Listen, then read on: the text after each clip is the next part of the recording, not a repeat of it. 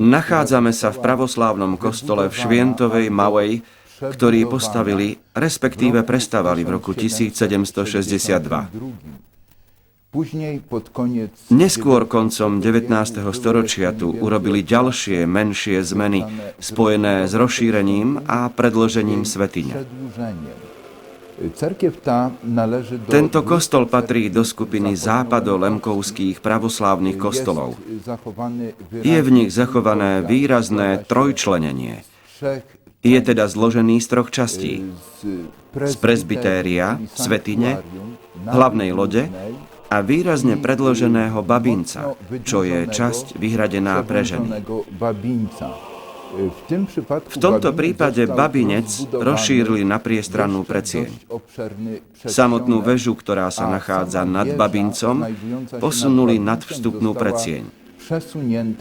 Takže aktuálne sa nad babincom nachádza dvojsedlová hrebeňová strecha.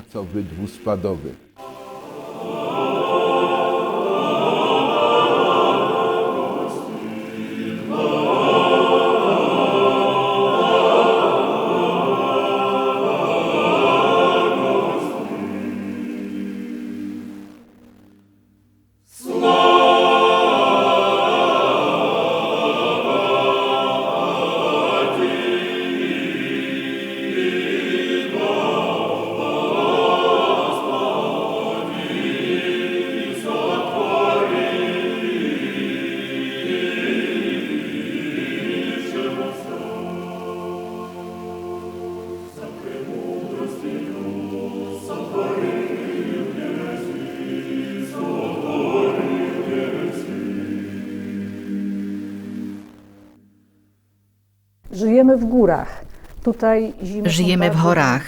Tu sú zimy dlhé a s veľkými teplotnými rozdielmi, hlavne na jar, keď sa cez deň topí sneh a v noci mrzne. Následkom toho drevo pracuje, čo ho poškodzuje a vznikajú v ňom praskliny. Okrem toho hmyz rôzneho druhu preniká do hĺbky dreva a ničí ho. To všetko má za následok jeho deštrukciu, práchnivenie a nutnosť výmeny často mnohých častí. Preto okrem ošetrovania, ktoré musí byť systematické, je potrebná aj komplexná renovácia. Pre zachovanie našich pamiatok je nevyhnutná. Prace remontowe są niezbędne do zachowania naszych zabytków. V roku 2010 bol tento pravoslávny kostol predmetom rozsiahlej rekonštrukcie. Počas nej boli nanovo prestavané kamenné základy, na ktorých sú osadené drevené základy a steny kostola. Podwaliny i ściany tej cerkwi. Vymenili sme časti základov, niektoré stĺpy v stenách a klenbách a vo veľkej miere konštrukciu striech. Pri tejto príležitosti sme tiež prerábali elektrické rozvody.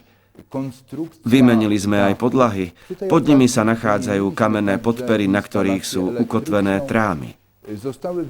Urobilo sa viacero prác. Są w tej chwili kamienne pecki, na których opierają się legary. Został wykonany cały szereg prac. Spolok priateľov Krempnej a okolia má za úlohu starostlivosť o kultúrne dedičstvo obce Krempno. Najväčšími pokladmi kultúry tejto oblasti sú drevené polemkovské kostolíky. Aktuálne ich máme 4. Do roku 1939 ich bolo v tejto oblasti 21. To znamená obrovské straty, obrovskú spúšť. Preto tým viac je treba dbať o to, čo nám zostalo.